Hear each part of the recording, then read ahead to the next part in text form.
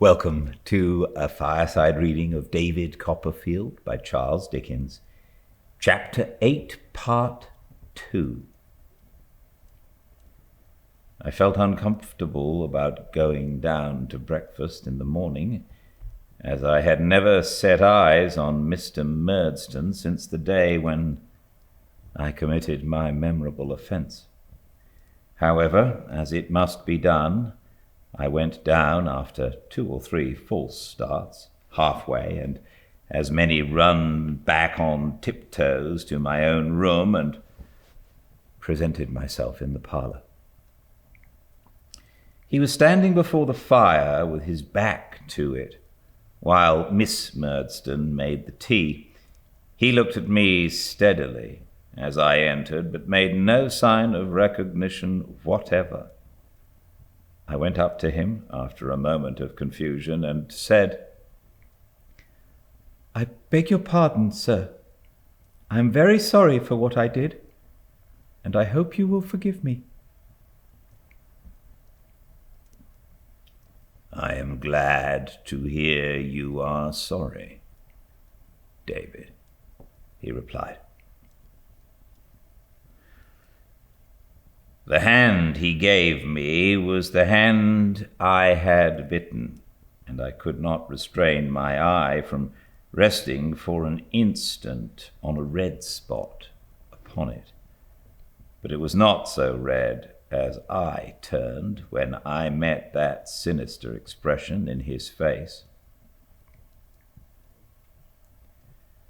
"How do you do, ma'am?" I said to Miss Murdstone. "Ah, dear me," sighed Miss Murdstone, giving me the tea-caddy scoop instead of her fingers. "How long are the holidays?" "A month, ma'am." "Counting from when?" "From today, ma'am." "Oh," said Miss Murdstone. "then here's one day off." She kept a calendar of the holidays in this way, and every morning checked a day off in exactly the same manner. She did it gloomily until she came to 10, but when she got into 2 figures, she became more hopeful, and as the time advanced, even jocular. It was on this very first day that I had the misfortune to throw her, though she was not subject to such weakness in general, into a state of violent consternation. I came into the room where she and my mother were sitting, and the baby, who was only a few weeks old, being on my mother's lap, I took it very carefully in my arms. Suddenly, Miss Murdstone gave such a scream that I all but dropped it. "My dear Jane!" cried my mother. "Good heavens, Clara! Do you see?" exclaimed Miss Murdstone. "See what, my dear Jane?" said my mother. "Where?" "He's got it!" cried Miss Murdstone. "The boy has got the baby!" She was limp with horror, but stiffened herself to make a dart at me and take it out of my arms. Then she turned faint and was so very ill that they were obliged to give her cherry brandy. I was solemnly interdicted by her, on her recovery, from touching my brother any more on any presents whatever. And my poor mother, who I could see wished otherwise, meekly confirmed the interdict by saying, "No doubt you are right, my dear Jane." On another occasion, when we 3 were together, this same dear baby, it was truly dear to me, for our mother's sake, was the innocent occasion of Miss Murdstone's going into a passion. My mother, who had been looking at its eyes as it lay upon her lap, said, "Davy, come here," and looked at mine. I saw Miss Murdstone lay her beads down.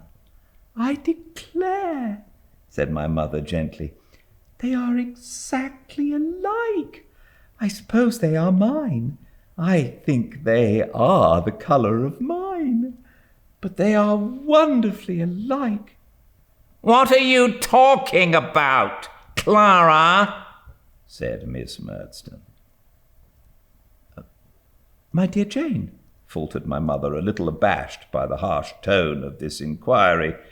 I find that the baby's eyes and Davy's are exactly alike.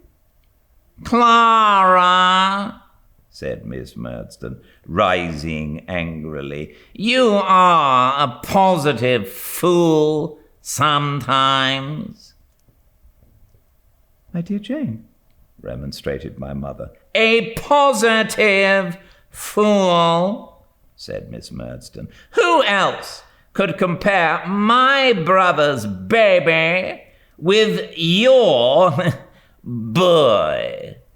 They are not at all alike. They are exactly unlike. They are utterly dissimilar in all respects. I hope they will ever remain so. I will not sit here and hear such comparisons made. With that she stalked out and made the door bang after her. In short, I was not a favourite with Miss Murdstone. In short, I was not a favourite there with anybody, not even with myself. For those who did like me could not show it, and those who did not showed it so plainly that I had a sensitive consciousness of always appearing constrained, boorish, and dull. I felt that I made them as uncomfortable as they made me. If I came into the room where they were, and they were talking together, and my mother seemed cheerful, an anxious cloud would steal over her face from the moment of my entrance. If Mr. Murdstone were in his best humour, I checked him. If Miss Murdstone were in her worst, I intensified it. I had perception enough to know that my mother was the victim always, that she was afraid to speak to me or to be kind to me, lest she should give them some offence by her manner of doing so, and receive a lecture afterwards, that she was not only ceaselessly afraid of her own offending, but of my offending, and uneasily watched their looks if I only moved. Therefore I resolved to keep myself as much out of their way as I could. And many a wintry hour did I hear the church clock strike, when I was sitting in my cheerless bedroom, wrapped in my little greatcoat, poring over a book. In the evenings, sometimes I went and sat with Peggotty in the kitchen. There I was comfortable and not afraid of being myself. But neither of these resources was approved of in the parlour. The tormenting humour which was dominant there stopped them both. I was still held to be necessary to my poor mother's training, and as one of her trials could not be suffered to absent myself. "David," said Mr. Murdstone one day after dinner when I was going to leave the room as usual, "I am sorry to observe that you are of a sullen disposition." As sulky as a bear, said Miss Murdstone. I stood still and hung my head. "Now, David," said Mr. Murdstone, "a sullen, obdurate disposition is of all tempers the worst." And the boy is of all such dispositions that ever I have seen, remarked his sister, the most confirmed and stubborn. I think, my dear Clara, even you must observe it. "I beg your pardon, my dear Jane," said my mother, "but are you quite sure? I'm certain you'll excuse me, my dear Jane, that you understand Davy." I should be somewhat ashamed of myself, Clara, returned Miss Murdstone, if I could not understand the boy or any boy. I don't profess to be profound, but I do lay claim to common sense. No doubt, my dear Jane, returned my mother. Your understanding is very vigorous. Oh dear, no, pray don't say that, Clara, interposed Miss Murdstone angrily. But I am sure it is, resumed my mother, and everybody knows it is. I profit so much by it myself in many ways, at least I ought to, that no one can be more convinced of it than myself, and therefore I speak with great diffidence. My dear Jane, I assure you. We'll say I don't understand the boy, Clara, returned Miss Murdstone, arranging the little fetters on her wrists. We'll agree, if you please, that I don't understand him at all. He is much too deep for me. But perhaps my brother's penetration may enable him to have some insight into his character. And I believe my brother was speaking on the subject when we, not very decently, interrupted him. I think, Clara, said Mr. Murdstone in a low, grave voice, that there may be better and more dispassionate judges of such a question than you. Edward, replied my mother timidly, you are a far better judge of all questions than I pretend to be. Both you and Jane are. I only said... You only said something weak and inconsiderate, he replied. Try not to do it again, my dear Clara, and keep a watch upon yourself. My mother's lips moved as if she answered, Yes, my dear Edward. But she said nothing aloud. I was sorry, David. I remarked, said Mr. Murdstone, turning his head and his eyes stiffly towards me, to observe that you are of a sullen disposition. This is not a character that I can suffer to develop itself beneath my eyes without an effort at improvement. You must endeavor, sir, to change it.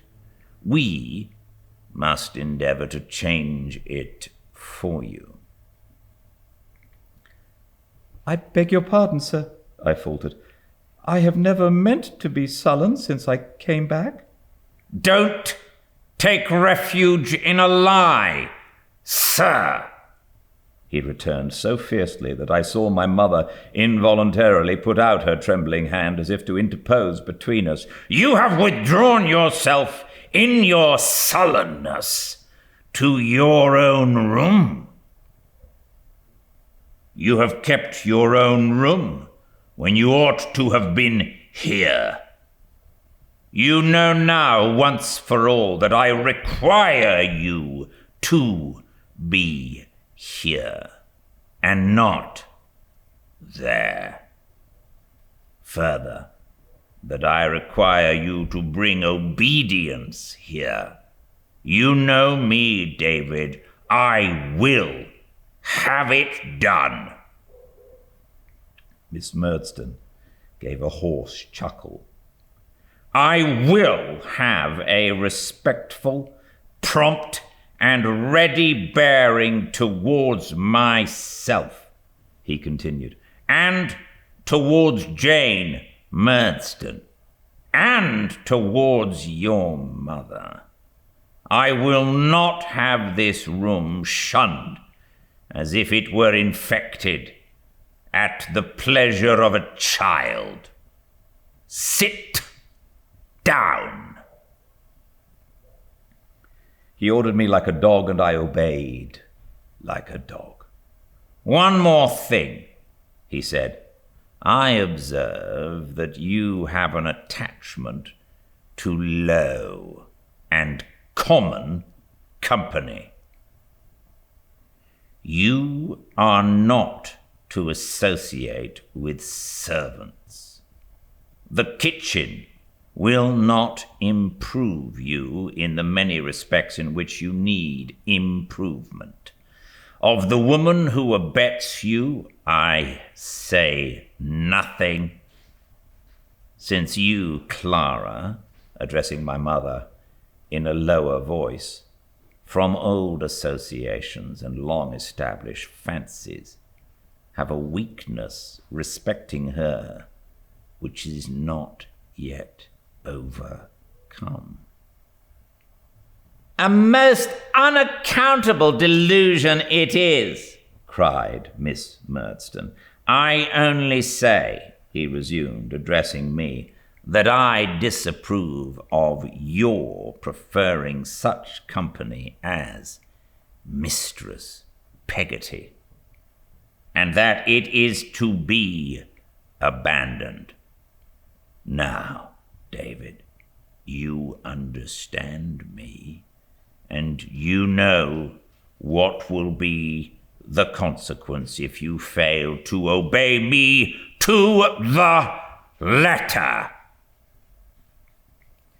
I knew well, better perhaps than he thought, as far as my poor mother was concerned, and I obeyed him to the letter.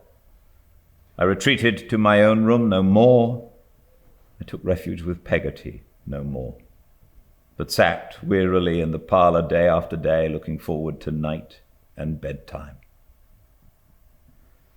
What irksome constraint I underwent, sitting in the same attitude hours upon hours, afraid to move an arm or a leg lest Miss Murdstone should complain, as she did on the least pretence of my restlessness, and afraid to move an eye lest she should light on some look of dislike or scrutiny that would find new cause for complaint in mine.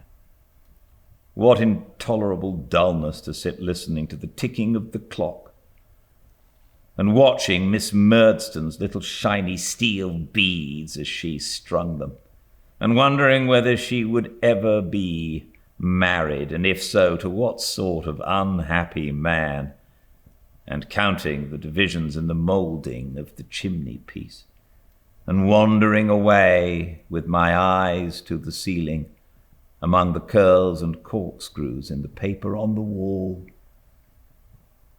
What walks I took, alone, down muddy lanes in the bad winter weather, carrying that parlour, and Mr. and Miss Murdstone in it everywhere, a monstrous load that I was obliged to bear, a daymare that there was no possibility of breaking in, a weight that brooded on my wits and blunted them.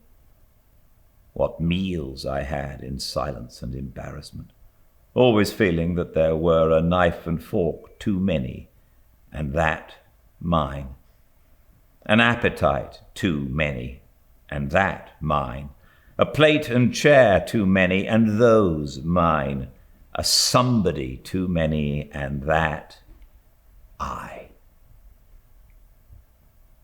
What evenings, when the candles came, and I was expected to employ myself, but not daring to read an entertaining book, pored over some hard-headed, harder-hearted treatise on arithmetic, when the tables of weights and measures set themselves to tunes as Rule Britannia or Away with Melancholy, when they wouldn't stand still to be learnt, but would go threading my grandmother's needle through my unfortunate head, in at one ear and out at the other. What yawns and dozes I lapsed into in spite of all my care, what starts I came out of concealed sleeps with, What answers I never got to little observations that I rarely made. What a blank space I seemed, which everybody overlooked, and yet was in everybody's way. What a heavy relief it was to hear Miss Murdstone hail the first stroke of 9 at night and order me to bed.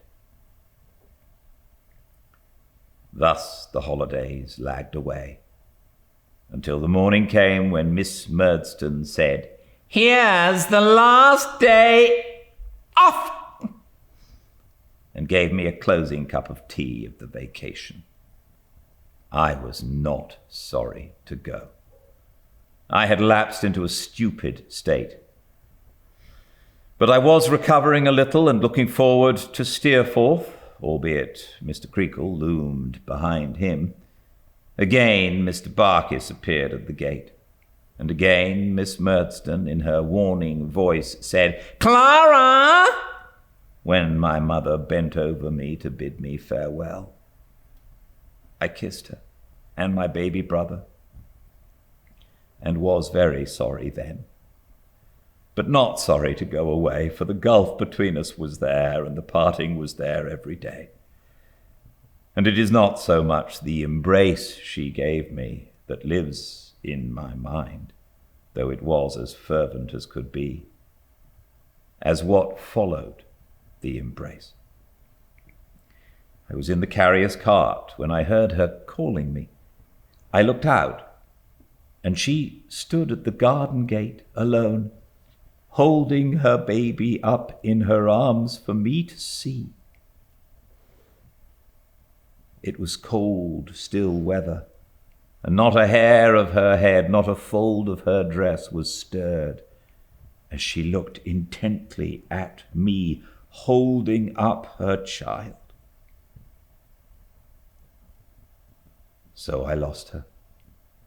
So I saw her afterwards, in my sleep at school, a silent presence near my bed, looking at me with the same intent face, holding up her baby in her arms.